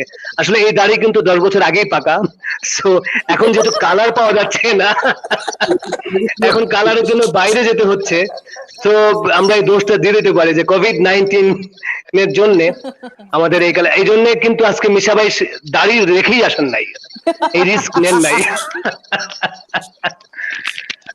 নাইস। আসলে আজকে মানে এমন একটি কারণে আমরা এখানে সবাই একসাথে হয়েছি। সো এটা আসলে এই যার সম্পর্কে আমরা আজকে বলতে এসেছি তার সম্পর্কে আসলে এরকম একটি দুটি হাজারটি প্রোগ্রাম করে তার সম্পর্কে কথা বলে শেষ করা যাবে না। তার মধ্যে যদি এই ধরনের নেটওয়ার্ক ডিস্টার্ব করে তাহলে কোন কথার সাথে কোন কথা লেগে কোন কথা প্রকাশ পাবে গড নোজ। আমার যেটা মনে হচ্ছে সবাইকে এক ধরনের প্রস্তুতি নিয়ে থাকতে হবে যে কিছু কথা আসলে আমরা অনলাইনে এটা বলতে চাই না, যে আমাদের কিছু সঙ্গীত শিল্পী আছেন যে কিছু গান গাইলে আবার কিছু খেয়ে ফেলেন। তো তাতে ওই গানের ওই গানের কথাগুলো দর্শক এমনিতেই বুঝে নেয়। তো আমরা আজকে যে কথাগুলো বলবো তাতে যদি মাঝে মাঝে নেটওয়ার্কের কারণে চলে যায় তাহলে এটা নিজের দায়িত্বে বুঝে নিতে হবে। আমি মিমি আপা এখানে আছেন, তারেক ভাই আছেন, আপনারা জানেন যে আমি মাঝে মাঝে এটা করতাম যে কোনো অনাকাঙ্ক্ষিত ফোন যদি আমার কাছে চলে আসতো তাহলে আমি বলতাম ও ও হবে, আসলে কিন্তু ও ভাবতো নেটওয়ার্কের ডিস্টার্ব, আসলে তো এটা নেটওয়ার্ক না। হ্যাঁ, কিন্তু সাজু যে মানে ফোনে সাজুর কে নিয়ে যখন আলাদা করে কোনো অনুষ্ঠান হবে তখন আমরা বলতে পারবো যে সাজু যে ওর শ্বশুরকে পর্যন্ত ধোকা দিয়ে দেয় ফোন করে। না, সবচেয়ে মজার ছিল মিমি আপা, আপনার নিশ্চয়ই মনে আছে একবার ফরিদি ভাই সত্যি সত্যি আপনাকে ফোন দিয়েছিল এবং ফোন দিয়ে বলছিল মিমি তোমার জন্ম তারিখটা কবে? তো মিমি আপা বললো যে হ্যাঁ আমার জন্মদিন এরকম। কেন ফরিদি ভাই? না আসলে তো টেলিভিশনের মাধ্যমে সকল দর্শককে জানালাম। আচ্ছা রাখি। রেখে দেওয়ার পর মিমি আপা বলতেছে আচ্ছা এটা কি ফরিদি ভাই ছিল নাকি এটা সাজু ছিল? কনফিউজড। তখন আমাকে ফরিদি ভাই ফোন দিল, ফোন দিয়ে বলছে ওই মিয়া ফোন দিয়ে আমি হিট হও তুমি। সেটাই। মানে ফরিদি ভাই ফরিদি ভাইয়ের একটা মজার গল্প বলি, সেটা হচ্ছে আমরা একটা সিরিয়াল ছিলাম, তো সেখানে ফরিদি ভাই যেটা হয় যে ফরিদি ভাই কিন্তু সবসময় পছন্দ করতেন একটু ঢিলা ঢালা শার্ট পরতে। হ্যাঁ, ঢিলা ঢালা শার্টের উপর একটা ব্লেজার পরে আসবেন। তো ওইখানে ফরিদি ভাই লুকটা একটু ডিফারেন্ট করতে চাই, সেই জন্য ফরিদি ভাইকে বলেছে যে না আপনি এরকম ঢিলা ঢালা শার্ট পরবেন না, আপনাকে একটু ফ্যাশনেবল একটা লুক দিতে চাই। তো একদম মানে ট্রেন্ডি একটা শার্ট ওরকম ফরিদি ভাইকে দেওয়া হয়েছে। ফরিদি ভাই শার্ট টার্ট পরে আমাকে ডেকেছে, এদিকে আয়। যে কি আমাকে জন্য ওরকম ব্লাউজ কিনে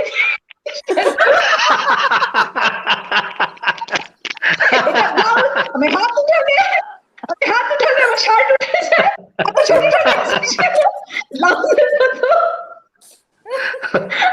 না আসলে কোনোদিন ভুলবো না। আমার মিমি আপার সরি বলছিলেন মিমি আপা কিছু? না তুই বল না, পরে বলবো।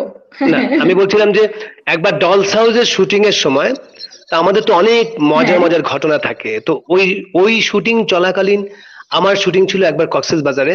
তো হঠাৎ করে ফরিদি ভাই ফোন দিলেন, সাজু তুমি কোথায়? আমি বললাম ফরিদি ভাই আমি তো কক্সেস বাজার। আমি এটা তুমি বুঝি না, তোমাকে আমি যখনই কল দিই তখনই তুমি কক্সেস বাজার থাকো। আমি বললাম না আপনি যখন কল দেন তখন কক্সবাজার থাকি না, আমি যখন কক্সবাজার থাকি আপনি তখন আমাকে কল দেন। তো তখন বললো যে তুমি এক কাজ করো, তুমি শুটিং শেষ করে আমার বাসায় এসো। আমি বললাম কোনো জরুরি দরকার? হ্যাঁ তোমার জন্য একটা সারপ্রাইজ আছে। আমি আমার কক্সেস বাজারের পুরা মানে সেই ট্রিপ আমার একদম শেষ হয়ে গেল, কারণ আমার কখন এই শুটিং শেষ হবে আর আমি কখন ঢাকায় ফিরবো আর কখন ফরিদি ভাইয়ের সারপ্রাইজটা আমি দেখবো।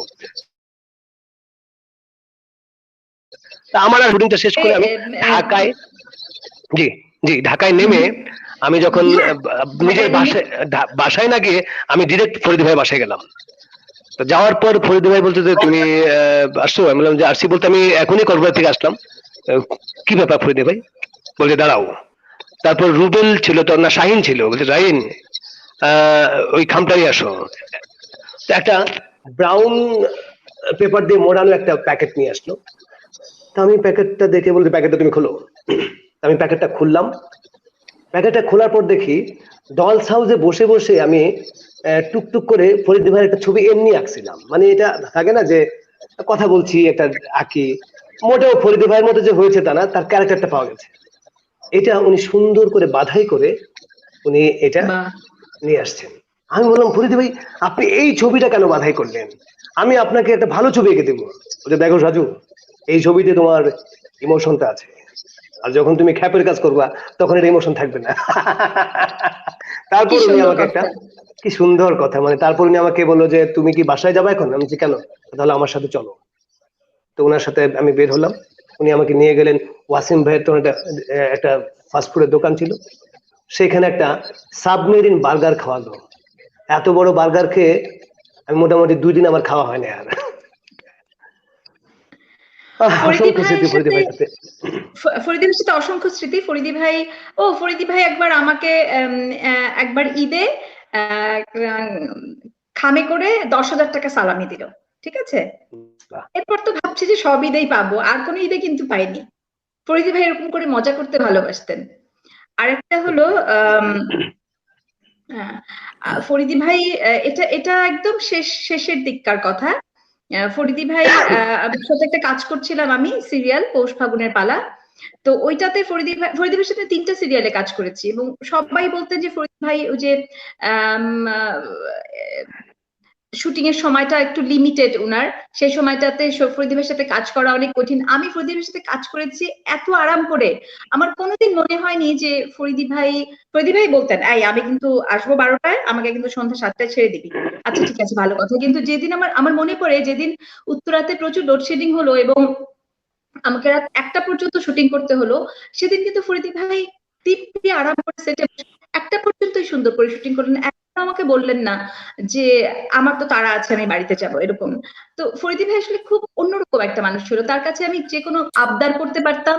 দেবযানী বলছিল না যে বাবা বলতেন যে তোমার কিছু লাগবে, দেবযানী ফরিদি ভাই না এই কথাটা আমাদেরকেও বলতেন, যে মানে খুব স্নেহ করতেন। তো দেখা, তোর কিছু লাগবে? তো যেটা হচ্ছে যে ফরিদি ভাইয়ের কাছে অনেক আবদার করেছি, অনেক আদরের সম্পর্ক ছিল, অনেক ঝগড়া করেছি। ফরিদি ভাইকে যে কোনো কথা বলতে পারতাম অকপটে, কোনোদিন ভয় পেতাম না যে ফরিদি ভাইকে এই কথাটা বললে উনি কি মনে করবেন, ভীষণ অকপটে বলতে পারতাম। আর ফরিদি ভাইয়ের সাথে কোনোদিন মিথ্যা কথা বলতাম না। ফরিদি ভাই হয়তো বলেছেন যে বাড়িতে এসে খাবি কিন্তু, তো কোনো জায়গায় গেছি আর কি, একটা আড্ডাবাজি করতে, আসা হয়নি। ফরিদি ভাই ফেরার পর জিজ্ঞেস করেছেন যে আসিসনি কেন?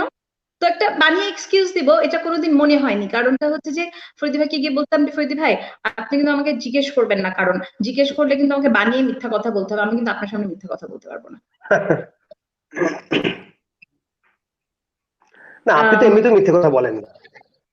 বলি তো, মাঝে মাঝে তো বলি। না না না, বলেন না। না না, ওইভাবে বলেন না, না। সম্পর্কে সততার জায়গায় তো মিথ্যা কথা বলা যায় না, সাজু। আসলে ফরিদি ভাই আমাদেরকে প্রচুর আদর করতেন। আমার ফরিদি ভাই আমাদেরকে আসলে উনি যেমন প্রত্যেকটা শটে মনিটরে উনি একরকম দিতেন, টেকে আরেক রকম দিতেন। প্রত্যেকটা অনুভূতিকে উনি যত ভাগে ভাগ করতে পারতেন, আমার মনে হয় বাংলাদেশে আমি এরকম শিল্পী দেখি নাই। আমি চিন্তা করলাম মনিটরে ফরিদি ভাই এটা দিছে, টেকে ফরিদি ভাইকে কাউন্টার দিব। আল্লাহ জানি উনি কি করতেন, উনি টেকে করতেন কি আটটা দিলেন। এবং তখন অপ্রস্তুত ছিলাম, কারণ ওইটা দাবার চালের মতো 2টা-3টা চিন্তা করতাম, ফরিদি ভাই এটা করলে এটা করব। কিন্তু যতগুলোই চেষ্টা করে দেখেছি কোনোদিন ফরিদি ভাইয়ের কাছ থেকে কোনোদিন কাউন্টার দিতে পারিনি। তখন চিন্তা করলাম দরকার নেই, আমাদের ওই যে লাইট, ইভেন্ট লাইট বলি না আমরা, ফটোগ্রাফার ইভেন্ট লাইট করে ভাই ফরিদি ভাই যা ইচ্ছা তাই করুক, ফরিদি ভাই কাউন্টার দেওয়ার দরকার নাই, উনি ওনার টাইম বুঝুক, উনি করুক। আর উনি মানে এত আদর করতেন যে আমি কি বলবো, মানে যেমন মেমি বললো যে 10,000 টাকার খাম উনি এরকম মনে কতজনকে দিয়েছেন। একবার আউটডোরে আসছি, ওয়েদার খারাপ, ফ্লাইট নেই, তো বাস দিয়ে চলে আসতেছি, সারা রাত কক্সবাজার থেকে ঢাকায় আমি শুটিং করবো ওনার সাথে। উনি সারা রাত জেগেছিলেন, বাসার ঢোকা পর্যন্ত উনি আমাকে ঢুকালেন। পরের দিন শুটিং তার সাথে আমার, মানে আমি খুব ব্যস্ত, পরের দিন শুটিং আবার তার সাথে। তো দিস ইজ ফরিদি ভাই, যে আসলে আমাদেরকে, মানে আমরা শুধু আমাদের অভিনেতা হারালাম না, আমার মনে হয় সাজু বলবে, মিমি বলবে, যে আমরা আমাদের না যেমন মিশা ভাই উনি যেভাবে খামে করে 10,000 টাকা দিতেন, আজকের এই দুর্দিনে এই খামটা যে কি মিস করতেছি। না এই যে ফরিদি ভাই চশমা পেলাম আমরা দেবযানী সৌজন্যে, তাই না? ফরিদি ভাই তো আসলে ভীষণ রকম আমাদের মাঝখানে রয়ে গেছেন এখন। আমি বুঝতে পারছি না তো আমার মা মানে আমার বেটি কথা বলছে না কেন? জানি কি কোনো কারণে আমার উপর রেগে আছো? আমার চশমা কিন্তু এখন ফগি না।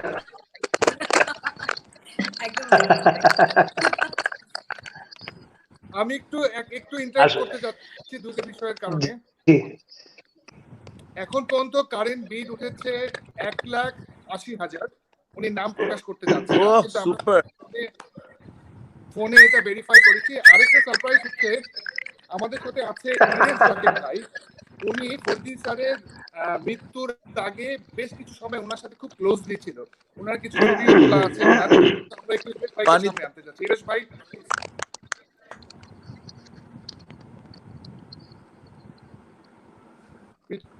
তো ভাই একটু ইরেশ ভাইকে আনি,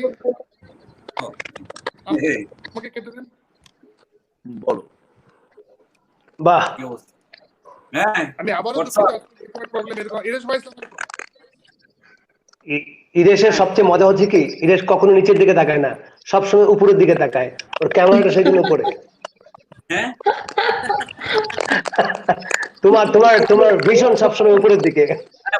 উপর দিকে তাকানোর জন্য আমাদের বিপরীতে আমার তো লম্বা ওই জন্য তারেক ভাইকে নিয়ে আসা হয়েছে। উপরে তারেক ভাইকে দেখলাম, তাহলে আমি সবসময় উপর দিকে তাকিয়ে থাকতে পারবো। বলো ইরেশ। আমি বলবো, জিজ্ঞেস করো, বোকা হয়ে গেলাম তো এসে। আচ্ছা তোমার কাছে আমার যে ছবিগুলো তোলা আছে সেগুলো কি বড় করে বাধাই করে রেখেছো নাকি মোবাইলে রেখে দিয়েছো? আমি একটা ছবি বাধাই করেছি, বাট আমি যেটা ইয়ে করলাম আমাকে পরে আমি আমার ওই ছবিগুলা যে ছবিগুলো এই আমরা একটা নাটক করেছিলাম ফরিদি মামার লাস্ট নাটকের সময় আমি ছবি তুলেছিলাম। খুবই বিরক্ত ছিল, অনেক লম্বা রেন ব্রেক। তারপর ফর মান্থস আমি অ্যাকচুয়ালি শুটিং এ দেরি করে গেছি। কি হলো সমস্যাটা কি? তারপরে তো এনিওয়ে ছবিগুলো পরে দেখা যায় ফরিদি মামার যে ছবিগুলো শেয়ার করা হয় অনলাইনে, তার মধ্যে দেখলাম যে ওই অ্যালবাম থেকে বেশ কিছু ছবি আছে। ওই অ্যালবাম গুলা আমি র ফাইল গুলা ওইটাকে আমি ওটা আরিফ দিয়েছিলাম, আরিফ ইয়ে করার জন্য যে ওটাকে যদি কেউ নিতে চায়। আমি আমার অফিসে একটা ছবি প্রিন্ট করা আছে, আমার অফিসে টাঙিয়ে রেখেছি। তোমার সমস্ত কথা আমাদেরকে অর্ধেক বুঝে নিতে হচ্ছে। কেন? নেটওয়ার্ক এত ডিস্টার্ব করছে তোমার, বুঝলাম না। আমার কথা না বলি, আমরা চুপচাপ থাকি, মানে হাত না না না না বলো। আমরা এখন বুঝতে পারছি বিটিভির খবরের সময় পাশে কেন উনি থাকেন। ইরেশ একটা গল্প বলো ফরিদি ভাইয়ের সাথে তোমার কোন একটা মানে অভিনয়ের একটা গল্প বলো যখন ইন্টারেক্ট করেছো অ্যাক্টিং এ। ফরিদি মামার আমি তো জীবনের প্রথম একদম অ্যাকচুয়ালি মানে আমার অ্যাক্টিং লাইফে দ্য অনলি টাইম আমি একটা অ্যাক্টরের একটা piece of acting fully copy করেছি।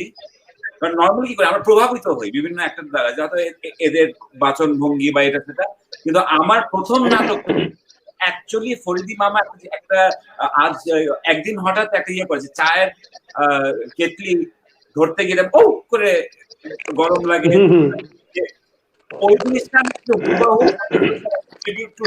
আমার জীবনের প্রথম নাটক।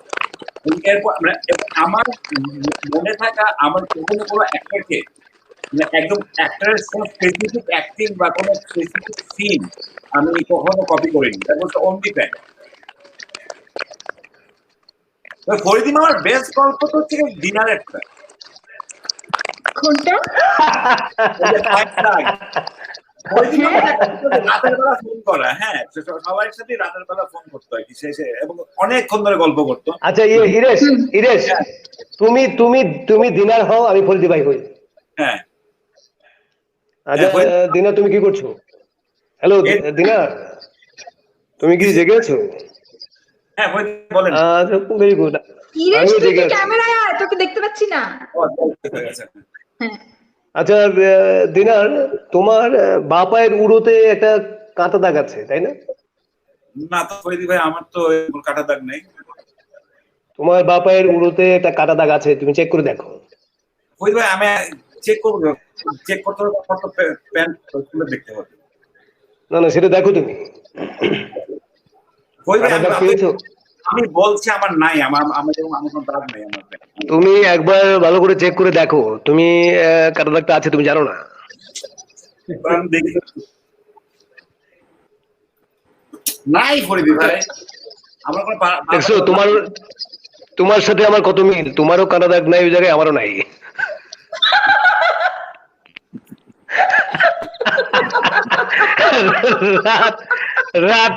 রাত 2টা-3টার সময় একজন মানুষ একজনকে ফোন দিয়ে বলে যে তোমার উরুতে কাঁটা দাগ আছে, এবং সেই মানুষটি আবার চেক করে দেখলো যে আছে কিনা, এবং সে বলে যে ফরিদি ভাই কাঁটা দাগ তো নেই।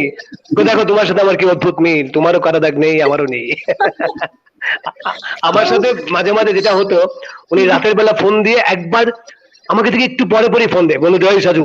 বললেন জি ফরিদি ভাই, আচ্ছা তুমি এই চ্যানেলে এই প্রোগ্রামটা কেন করলা? একটা চ্যানেলে একটা প্রোগ্রাম যেত আমার।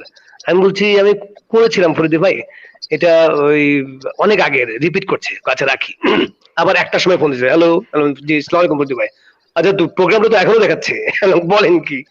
এই করতে তো ভোর 6টার সময় আবার ফোন দিচ্ছে, জি আসসালামু আলাইকুম, ঘুমাই গেছিল যে, আচ্ছা তোমার প্রোগ্রামটা এখনো দেখাচ্ছে কেন? তারপরে আমি বললাম আচ্ছা বুঝলাম না ফরিদি ভাই, আপনি আমাকে বলতেছেন এই প্রোগ্রামে যেন আমি সূর্যের এই প্রোগ্রামটা না করি, তো আপনি এতবার এই চ্যানেলটা দেখছেন কেন? বলতেছে যতবার তোমার দেখতেছি ততবার থামতেছি।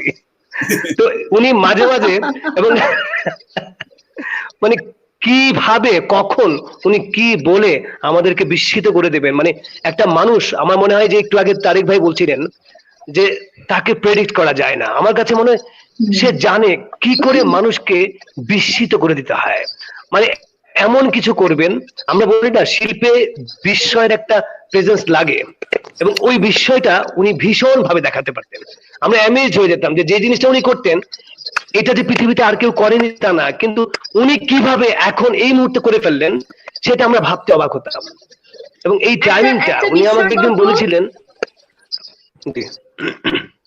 জি হ্যাঁ বল, একটা বিস্ময়ের গল্প বলবো পরে।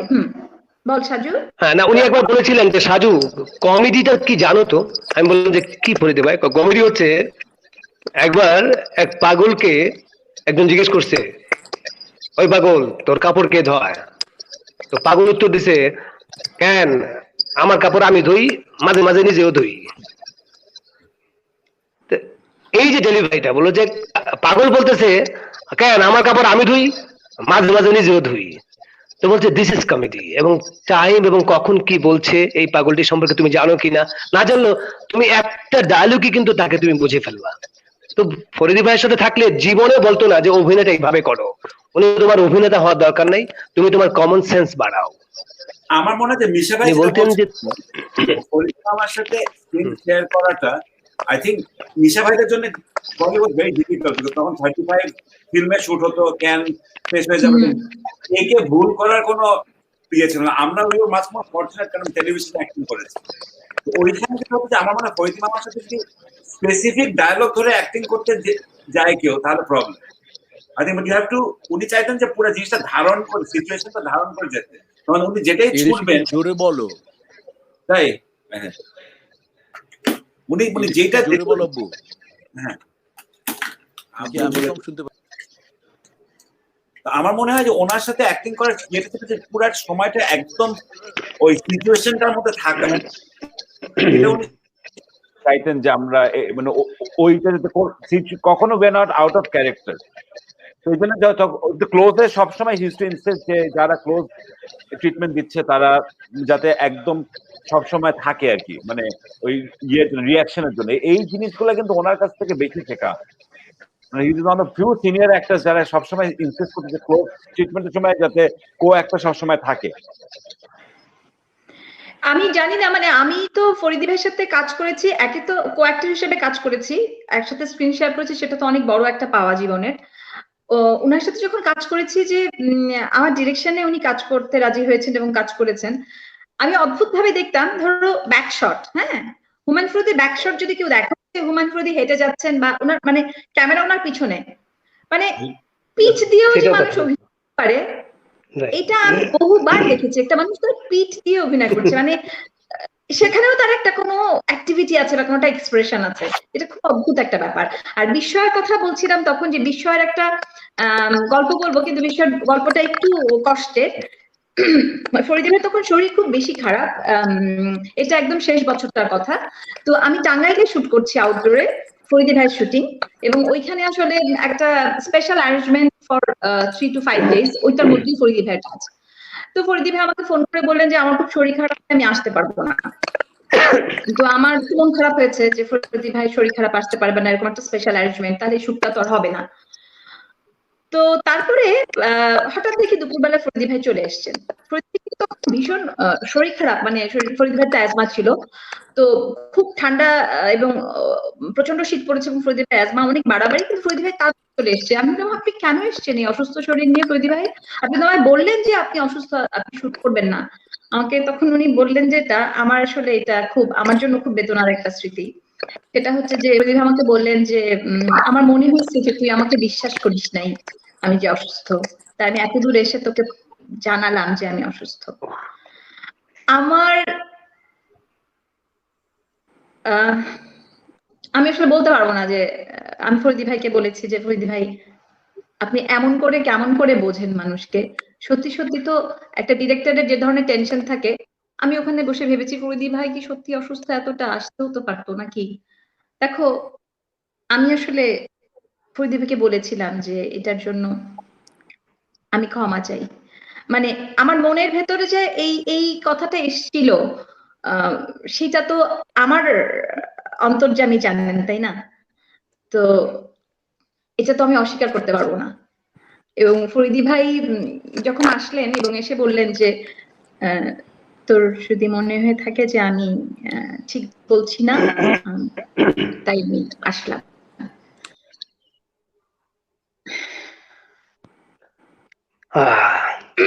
মানে ফরিদি ভাই তো আসলে যখন অভিনয় করতেন, আমি কি মানে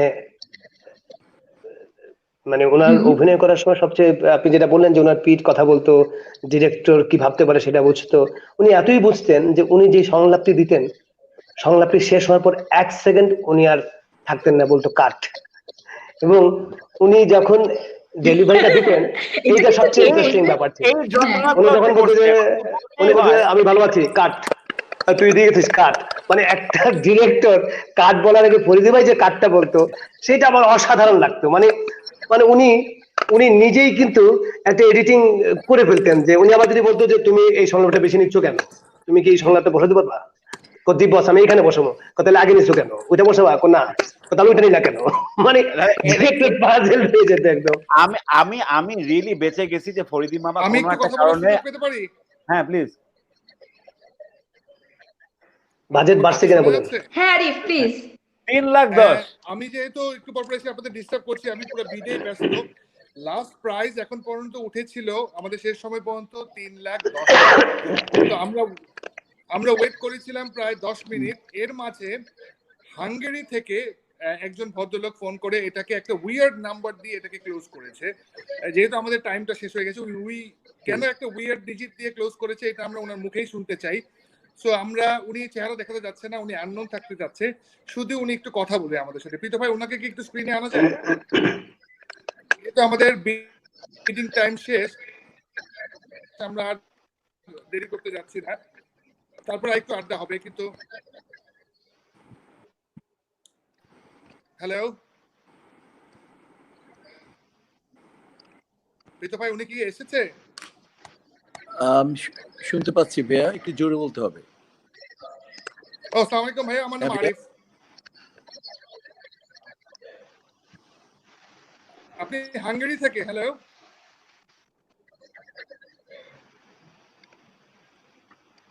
আমার মনে হয় যে হ্যাঁ, ওনাকে আমরা লাইনে পেয়েছি, কিন্তু নেটওয়ার্ক সমস্যার জন্য খুব সম্ভবত আমরা ওনাকে শুনতে পাচ্ছি না।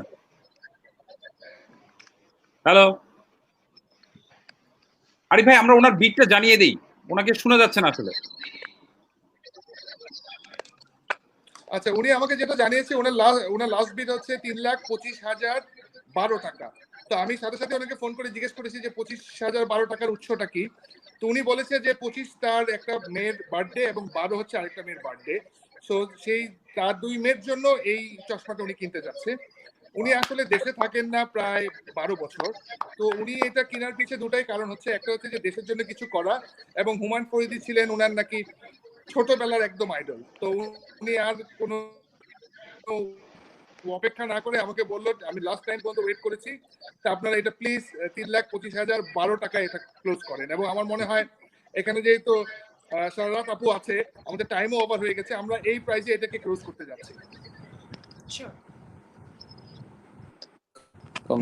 এই হাঙ্গেরি থেকে যিনি আছেন উনি কি শুনতে পাচ্ছেন? তাহলে 1 মিনিট কথা বলতাম, না হলে আসলে আমরা অন্য ইয়েতে চলে যেতাম। নেটওয়ার্কের সমস্যা। উনি আমাদের সাথে লাইনে ছিলেন, তো ভাই উনি মনে হয় নেই। না উনি নেই। আমরা একটু আপডেট দিয়ে দিই প্রাইসটা, ওকে? জি আসলে আজকে নেট যা প্রবলেম করলো। হ্যাঁ, থ্যাংক ইউ। কি ইরেশ ভাই আমার কথা শোনা যাচ্ছে? হ্যাঁ, শোনা যাচ্ছে।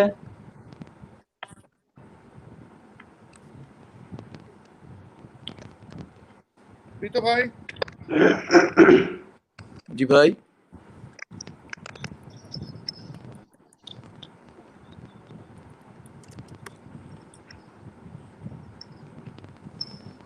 ইরেশ ভাই আপনি শুনতে পাচ্ছেন?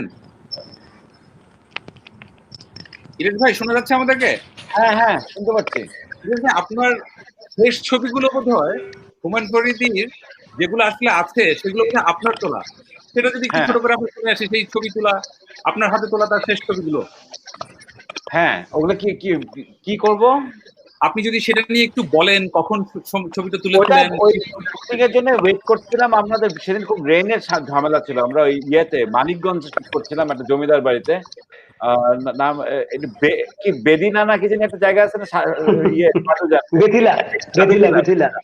বেথিলার ইয়েতে জমিদার বাড়িতে।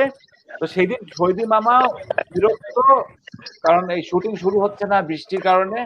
আমার কাছে একটা ছোট একটা কম্প্যাক্ট ক্যামেরা ছিল। তো আমি জানতাম যে এই চান্সে ছবি তোলার, কারণ ওনাকে বলে একটা বড় এসএলআর দিয়ে ওনাকে ছবি তুলতে গেলে বকা টকা খাওয়ার সম্ভাবনা আছে, আরো মেয়াদ গরম হয়ে যাওয়ার সম্ভাবনা আছে। তো আমাদের ছোট ক্যামেরা দিয়ে আমি বেশ কিছু ছবি ওনার তুলেছিলাম। পরে যেটা হয় যে that was the last time, I think that was 1 year before he passed away. তো তারপরে ছবিগুলা মানে অনেক জায়গায় এখন অনেক দেখা যায়। তো আমি কোনো একটা কারণে আমি নর্মালি আমার শুটিং এর সময় কোয়ার্টিসে বেশি ছবি তুলি না, কারণ এটা কোয়ার্টিস থেকে ডিস্টার্ব করে ইয়ে হয়। কোনো একটা কারণে ওই দিনে ওই ছবিগুলো তোলা আছে। তো আমি সেদিন আবার এই ছবিগুলো খুঁজে পেয়েছি, আমি আবার র ফাইল গুলো খুঁজে পেয়েছি। তো I don't know, এটা আমার জন্য মানে আমার কাছে তারপরে অনেকবার যেটা হয় যে শিক্ষা তো হয় না, তারপর অনেকবারই অনেক এরকম আর্টিস্ট কোয়ার্টিস্টের কথা মনে হচ্ছে যে গিয়ে ছবিগুলো তুলে আনি, কারণ কবে কি হয় পরে আর পাওয়া যাবে কিনা, কিন্তু করা হয়নি আর কি। বাট ওটা ফরিদী মামার আই ওয়াজ ভেরি লাকি যে অ্যাকচুয়ালি হ্যাঁ ওই ছবিগুলো আমি তুলে রেখেছিলাম আর কি।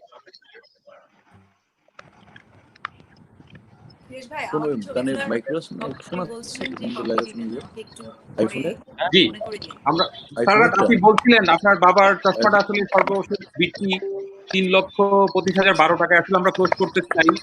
তো আপনি যদি সেটা একটু আপনার কনসার্ন নিয়ে আসলে সেটা করতে চাই। জি শিওর।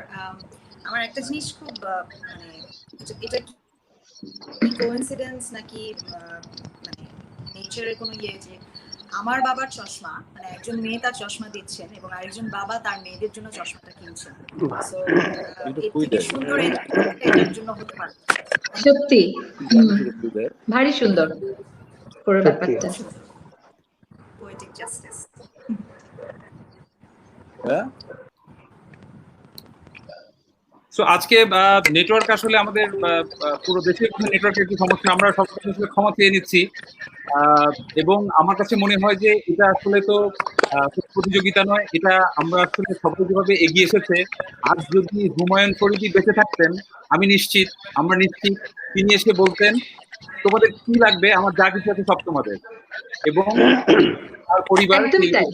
হয়ে যাচ্ছে সেটা, এবং আমাদের আসলে বিশেষ কৃতজ্ঞতা এই প্ল্যাটফর্মটাতে তারা যে আসলে সম্মতিটা দিয়েছেন। হুমায়ুন ফরিদী বেঁচে থাকলে আজ আমাদের মাথার উপর হয়তো ছায়া হয়ে থাকতেন, কিন্তু তিনি না থেকেও আসলে আমাদের সাথে আছেন, তার কাজের মধ্য দিয়ে আছেন, তার পরিবারের মধ্য দিয়ে আছেন। আপনারা সবাই তাকে যেভাবে ভালোবাসেন, সেই ভালোবাসার মধ্যে তিনি আছেন। আমরা আসলে অনুষ্ঠানটা একদম শেষের দিকে আছি। ছোট করে যদি একটু আমরা মিমি আপা, আপনি ইরেশ ভাই, আপনি সাজু ভাই যদি একটু ছোট করে আমাদেরকে যদি বলেন। আমি মানে তোমরা যারা ক্লোজ ছিল, আমার মনে হয় যে আজকে ফরিদী মামা এই অকশনটা কিভাবে রিয়াক্ট করতো আমরা জানি না, and that was the actual magic of Humayun Faridi. হয়তো দেখা যাচ্ছে খুবই খুশি হয়ে গেছে, হয়তো দেখা গেল যে বলে 3,25,000 হয়েছে, চশমা না আমি 4 লাখ দিলাম, আমি চশমাটা কিনে নিলাম, এটাও করতে পারতো। অথবা এমন রেগে গেল যে সারা এটা হওয়ার সম্ভাবনা বেশি ছিল। দেবযানীকে বললো না করবা না, একদিন ফোন করে এই তুমি তো খারাপ ছেলে, তুমি মানুষ ডিসপ্লি করো, 4 লাখ টাকা নিয়ে নাও, এরকম একটা কিছু করতো। But unpredictability of magic of Humayun Faridi ভাই এমন ট্রু।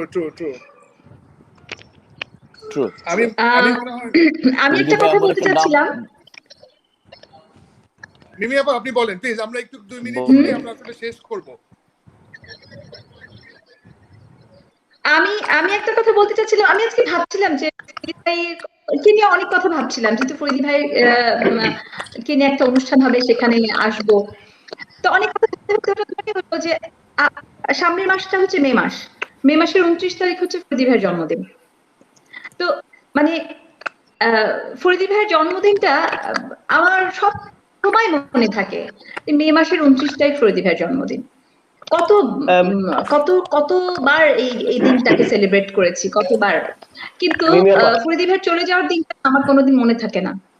সো আমার মাঝে মাঝে মনে হয় যে সেই মনে না থাকাটা আমার জন্য বেশ ভালো, যে ফরিদী ভাইয়ের চলে যাওয়ার তারিখটা আমার মনে থাকে না।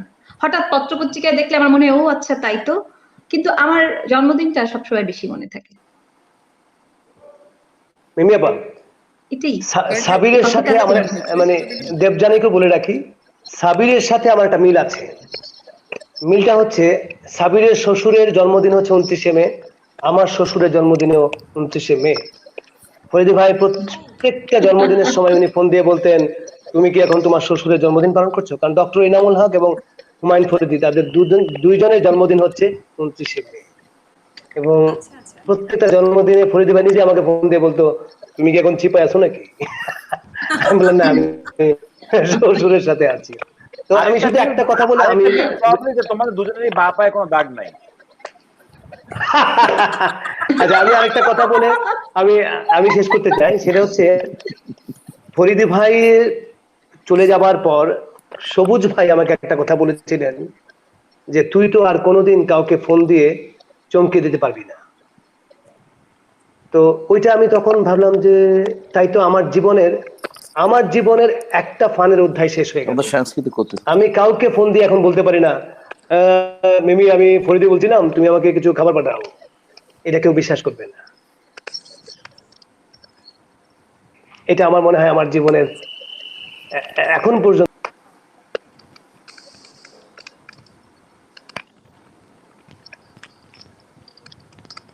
আমার কথা কি শোনা যাচ্ছে? আমার মনে হয় আমি একটু শেষ পর্যায়ে চলে এসেছি। আমি আগে সবাইকে ধন্যবাদ দিতে চাই অনুষ্ঠানে জয়েন করার জন্য, এবং হাত জোর করে ক্ষমা চাচ্ছি, আজকে নেটওয়ার্কটা খুব খারাপ ছিল। তারপরও যারা আমাদের সাথে ছিলেন তাদেরকে ধন্যবাদ। আমরা জানি না আজকে কেন ছিল, আমরা ঘরে বসে যতটুকু প্রস্তুতি নেওয়ার সুযোগ ছিল সেই প্রস্তুতিটাই নিয়েছিলাম। তো আমি আবারও ক্ষমা চাচ্ছি যে আমাদের নেটওয়ার্ক প্রবলেমের কারণে। আজকের পর্বটা না আমাদের জন্য খুব এক্সাইটিং ছিল। এক্সাইটিং অ্যাজ ইন হচ্ছে আমরা গত 2 পর্বের মতো না, এমন একজনের একটা আইটেম নিয়ে আসছি যিনি আমাদের সামনে নেই। সেটা বাংলাদেশের জন্য খুব চ্যালেঞ্জিং ছিল যে এই ধরনের ট্রেন্ডটা কি বাংলাদেশ শুরু করবে নাকি। আমার কাছে খুব ভালো লাগছে যে এই অনুষ্ঠান দেখার পর আমি হয়তো চিন্তা করতে পারি পরের আগে হারিয়ে যাওয়া প্রয়াত মোহাম্মদা ফুটবলার মহিনুল্লাহ জার্সিটা আনার, 24 বছর আগে হারিয়ে যাওয়া সালমান শাহ কোনো কিছু একটা আনার। সুতরাং এই জিনিসটা না আমাদেরকে খুব এনার্জি দিচ্ছে। তিনি বিট করেছেন, তিনি বিট করার সময় বিট করে হয়তো উইনার হতে পারেনি, তাদের প্রত্যেকের ধন্যবাদ এরকম একটা ট্রেন্ড শুরু করার জন্য। আর স্পেশালি ওনার ফ্যামিলিকে, ওনার মেয়ের জামাইকে, ইরেশ ভাইকে, মিস কোদাল ভাইকে আমি জানি সবাই খুব খুব মানে এই কোয়ারেন্টাইনটা আমি যদিও ব্যস্ত না, কিন্তু সবাই খুব আপসেট। এই সময় এরকম একটা অনুষ্ঠানে জয়েন করা আসলে আমি আপনাদেরকে মন থেকে অ্যাপ্রিশিয়েট করি। মিমি আপা আপনাকে অনেক ধন্যবাদ, মিস্টার সদাগর ভাই আপনাকে ধন্যবাদ, ইরিশ ভাই আপনাকে ধন্যবাদ, সাবির ভাই আপনাকে ধন্যবাদ, এবং যারা সবাই দেখছে তাদের সবাইকে ধন্যবাদ দিয়ে আমি আসলে অনুষ্ঠানটা শেষ করতে চাচ্ছি। প্রীত ভাই আপনি যদি কিছু বলে শেষ করতে। তবে যেটা বলছিলাম যে আসলে বলতে চাই, শোনা যাচ্ছে, বলা যাবে? মিঠা ভাই আমরা একদম শেষ মিনিটে আছি, আপনি যদি কিছু বলুন। জি প্লিজ। আমরা কি শুনতে পাচ্ছি সবাইকে? ওনার কথাটা আমি আসলে খুব আগ্রহে শুনতে যাচ্ছি। আমার মানে আমার একটা ইচ্ছা ছিল, যদি আমরা সমস্ত সমিতিরা মিলিয়ে যদি আজকে কেউ যে কোনো একজন সাধারণ মানুষ বা অসাধারণ মানুষ নিয়ে গেল ফরিদে ভাইয়ের চশমা, আমাদের উচিত ছিল আমরা সাংস্কৃতিক যারা জড়িত ফরিদে ভাইকে ভালোবাসি, আমরা সবাই মিলে চশমাটা যদি আমরা নিলামে আমরা রেখে দিতে পারতাম, আমাদের কাছে মনে হলো সম্মানের ব্যাপার হতো। এটা হলো আমার না না, একজন মানুষের কাছে চলে যাবে, সেটাই তো আমার ব্যক্তিগত ফিলিং। ইন্টারেস্টিং। মিশাবার মতামতটা দিয়েছে। তোমাদেরকে অনেক ধন্যবাদ যে তোমরা আজকে আমাদের সবাই মাঝখানে ফরিদি ভাইকে এনে দিলে। সাবির ভাই যদি একটু শেষ করেন। সাবির ভাই। না থ্যাংক ইউ, দোয়া করবেন।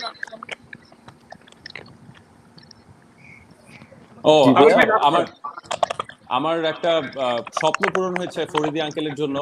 মিশা সওদাগরের সাথে স্ক্রিন শেয়ার করলাম এট লাস্ট। সারা জীবন স্বপ্ন ছিল যে ফিল্মে অভিনয় করব, তো সেটা তো এখন আর সম্ভব কিনা জানি না, কিন্তু জাস্ট ইমাজিন আমি আর মিশা সওদাগর একই স্ক্রিনে। ফ্যান্টাস্টিক। তো thank you Faridi uncle so much. Thank you, ধন্যবাদ। Thank you. আরিফ ভাই, আমরা তাহলে আজকে সবার কাছে বিদায় নিচ্ছি, এবং আসলে আমরা আপনারা ক্ষমা সুন্দর দৃষ্টিতে দেখবেন প্লিজ। আজকে আসলে নেটওয়ার্কের জন্য আমরা হয়তো আপনাদের মতো করে হয়তো সেটা করতে পারিনি, কিন্তু এইটার পিছনে আসলে একটা সদিচ্ছা ছিল। নিশ্চয়ই আপনারা আমাদের ভুল ত্রুটি শুধরে দিয়ে আমাদের পাশে থাকবেন, এবং অবশ্যই আপনাকে আমাদের পাশে চাই। আমরা যে যাত্রাটা শুরু করেছি সেই যাত্রাটা আসলে একা একা পাড়ি দেওয়া সম্ভব নয়, কিন্তু আমরা যদি সবাই সবার জায়গা থেকে যার যেটা আছে সেটা নিয়ে এগিয়ে আসি, অবশ্যই আমরা এই যুদ্ধটা পাড়ি দেবো। সবাই ভালো থাকবেন, নিশ্চয়ই আগামীতে আবারও দেখা হবে। Thank you. Thank you.